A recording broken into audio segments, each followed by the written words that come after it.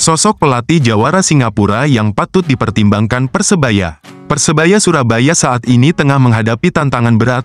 Klub tersebut sedang berada dalam situasi yang penuh tekanan, terutama terkait dengan masa depan pelatih kepala mereka.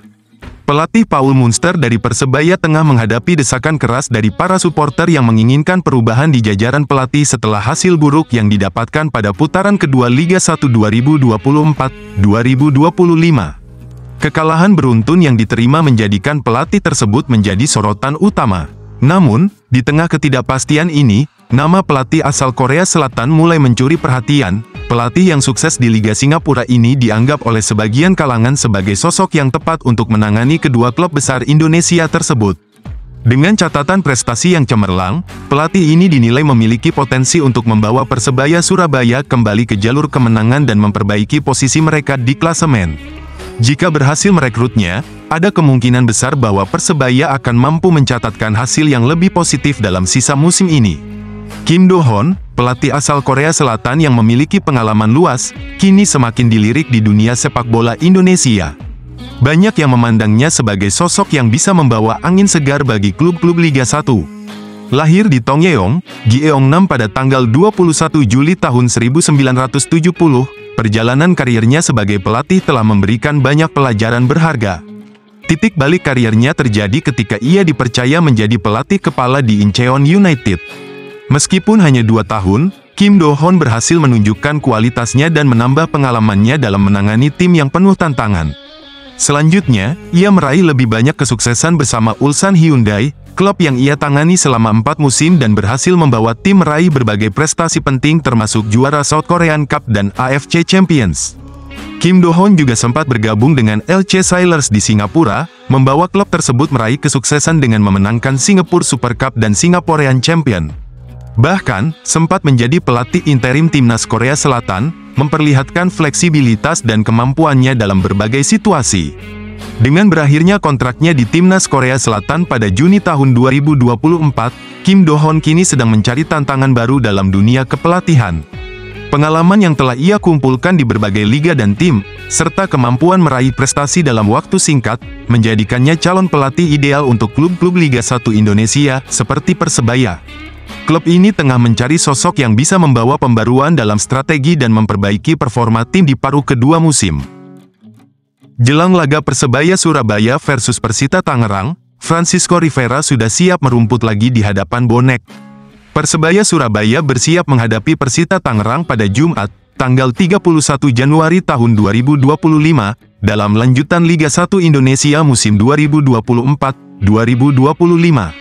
Absennya Francisco Rivera dalam 4 pekan terakhir memberikan dampak signifikan bagi Persebaya. Gelandang kreatif asal Meksiko ini merupakan sosok kunci dalam skema permainan Green Force, terutama dalam membangun serangan.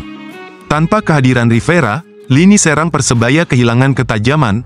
Hal ini berujung pada 4 kekalahan beruntun di Liga 1. Absennya Rivera juga membuat bonek mulai merasa frustrasi dengan performa tim. Beberapa pertandingan terakhir memperlihatkan lini tengah Persebaya yang kehilangan kreativitas, sementara lini depan belum mampu menyelesaikan peluang dengan baik. Sebagai pemain yang dikenal memiliki visi dan distribusi bola yang baik, Rivera diharapkan bisa segera kembali ke lapangan. Kehadiran Rivera sangat dinantikan untuk membangkitkan kembali performa Green Force yang sedang mengalami tren negatif di Liga 1. Melihat sisi lain Persebaya sebagai entitas bisnis, CEO Azrul Ananda targetkan bisa melantai di bursa efek. Tidak bisa dipungkiri lagi bahwa Persebaya Surabaya merupakan salah satu klub besar di Indonesia. Selain berprestasi di persepakbolaan tanah air, klub ini juga memiliki basis supporter yang besar, tidak hanya di Surabaya saja tetapi juga dari kota lain di Jawa Timur. Sebagai sebuah klub besar, maka Persebaya pun harus dikelola secara profesional agar bisa terus eksis dan abadi dalam kancah persepakbolaan Indonesia. Maka dari itu, Persebaya akhirnya diambil alih oleh Azrul Ananda agar bisa menjadi klub yang benar-benar profesional dan tidak dibiayai oleh APBD lagi. Menurut Azrul, yang kini menjabat sebagai CEO Persebaya, ketika klub di Liga Indonesia sudah diwajibkan menjadi profesional, maka harus ada perubahan cara pengelolaan. Sebelumnya Persebaya sama seperti klub perserikatan lain yaitu dimiliki oleh pemerintah kota. Namun, sejak 2009 klub Liga Indonesia harus berbentuk PT dan dikelola secara profesional. sehingga harus berdiri sebagai entitas bisnis, dan otomatis mengubah cara pengelolaan klub yang dimiliki pemerintah kota menjadi klub yang dikelola secara profesional, kata Azrul dalam podcast pada akun YouTube IndieBizJBN.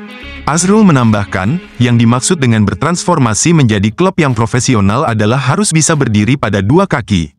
Jika Persebaya menjadi klub profesional, maka harus berdiri pada dua kaki sendiri, yaitu kaki yang satu mengejar prestasi di lapangan, dan kaki satunya adalah kaki komersial yang target prestasinya berupa keuntungan secara finansial. Jadi dua ini harus eksis, syukur-syukur bisa balance, jadi di lapangan juara, di sisi bisnis juga menguntungkan, terangnya. Namun, Azrul menambahkan bahwa untuk bisa menjadi klub profesional sekaligus profitable, setidaknya memenuhi 3 syarat lain, yaitu fan equity, social equity, dan away equity. Fan equity berarti harus punya fans yang setia, tidak hanya dalam hal menonton pertandingan, tetapi juga selalu setia menonton pertandingan di stadion dan membeli merchandise asli klub, ujar putra dari Dahlan Iskan ini. Lalu, yang kedua adalah social equity yang berarti Persebaya harus bisa memberi pengaruh yang besar dalam kehidupan masyarakat Surabaya. Misalnya saat menang, euforia bisa dirasakan masyarakat Surabaya secara positif, dan, jika kalah, maka Persebaya juga harus siap menerima hujatan dan bentuk kekecewaan lain dari supporter setianya, lanjutnya. Yang ketiga adalah away equity, yaitu sebuah klub saat bermain tandang harus bisa memberi profit bagi klub tuan rumah. Sayangnya, saat ini syarat yang ketiga tersebut belum bisa terrealisasi karena adanya larangan kehadiran penonton tim tamu. Dalam hal away equity ini, kehadiran penonton tim tamu diperlukan agar penonton tim tamu ini bisa memberi pemasukan bagi klub tuan rumah lewat pembelian tiket. Sayangnya, di Liga 1 belum bisa karena adanya aturan larangan penonton tim tamu untuk datang. Padahal, jika ada pemasukan dari penonton tim tamu, maka keuangan klub tuan rumah juga akan terbantu, imbuhnya lagi. Dalam mengelola Persebaya, Azrul mengakui bahwa ia mengadopsi beberapa cara pengelolaan klub atau tim olahraga luar negeri. Saya juga mengadopsi cara pengelolaan klub luar negeri dalam mengelola Persebaya, misalnya Persebaya Store, ditargetkan menjadi penopang aspek komersial yang kuat dari Persebaya, makanya adanya Persebaya Store tidak hanya dikelola asal-asalan pokoknya ada, enggak gitu, tetapi harus memberi profit, tegasnya. Sempat buka di banyak kota dan ditargetkan buka di seluruh Jatim. Tapi karena pandemi, Persebaya Store terpaksa menutup sejumlah gerainya di luar Surabaya. Kemudian target Azrul untuk Persebaya dari aspek bisnis adalah bisa melantai di bursa efek atau menjadi perusahaan terbuka, karena itu adalah solusi yang bisa mengamankan klub berjuluk Green Force ini. Satu-satunya cara mengamankan Persebaya adalah dengan IPO, saat itulah Persebaya menjadi klub yang benar-benar profesional, mesin bisnisnya harus sudah berjalan. Dan saya juga tidak hanya bertemu supporter tetapi juga dengan para pemegang saham untuk membicarakan masa depan Persebaya sebagai klub yang sudah IPO, katanya. Namun, untuk mencapai syarat IPO, ia mengakui tidak mudah karena syaratnya antara lain Persebaya harus menjadi perusahaan yang baik, yang ditandai dengan selalu profit dalam 3 tahun berturut-turut. Nah, agar bisa profit seperti itu, saya berharap environment sepak bola di Indonesia harus baik dulu, atau lebih terstruktur dan terkelola dengan lebih profesional, sambungnya. Demi mencapai IPO, Azrul mengaku sampai rela menolak tawaran dari sejumlah pihak, termasuk perorangan hingga politisi yang ingin mengambil alih Persebaya. Banyak yang ingin mengambil alih Persebaya, bahkan hanya ingin membeli sahamnya saja, apalagi pas tahun-tahun politik. Saya juga tidak boleh tergoda begitu saja karena saya tidak ingin Persebaya jatuh di tangan yang salah, dalam artian ada agenda lain untuk mengambil alih Persebaya, misalnya dijadikan financial game, atau gorengan, saya nggak mau seperti itu, pungkasnya. Paul Munster janji bahwa Persebaya bangkit usai kalah 4 kali beruntun. Pelatih Persebaya Surabaya, Paul Munster, bertekad untuk membawa bajul ijo bangkit dari keterpurukan usai menelan 4 kali kekalahan secara beruntun di Liga 1 2024-2025. Mantan juru taktik Bayangkara FC itu tidak ingin Persebaya kembali kalah untuk kelima kalinya. Paul Munster bertekad bahwa Persebaya bangkit, pelatih asal Irlandia Utara itu sudah mempunyai cara agar Persebaya bangkit. Salah satunya memperbaiki performa di lapangan, terutama dalam hal mencetak gol dan menjaga konsistensi mental. Menurut Paul Munster, dengan mencetak gol, pastinya ini bisa membantu tim mengembalikan kepercayaan diri. Ya, dari 4 kekalahan itu, Persebaya hanya mencetak 1 gol saja. Kami harus kembali kuat dan kami tahu itu butuh mental. Anda tahu, sekali kamu dapat momentum kemenangan, kepercayaan dirimu bakal naik. Tetapi juga, ketika kamu gagal mencetak gol di saat krusial, misalnya ketika kamu punya peluang untuk jadi penentu kemenangan, kamu harus bisa menuntaskannya, tutur Paul Munster.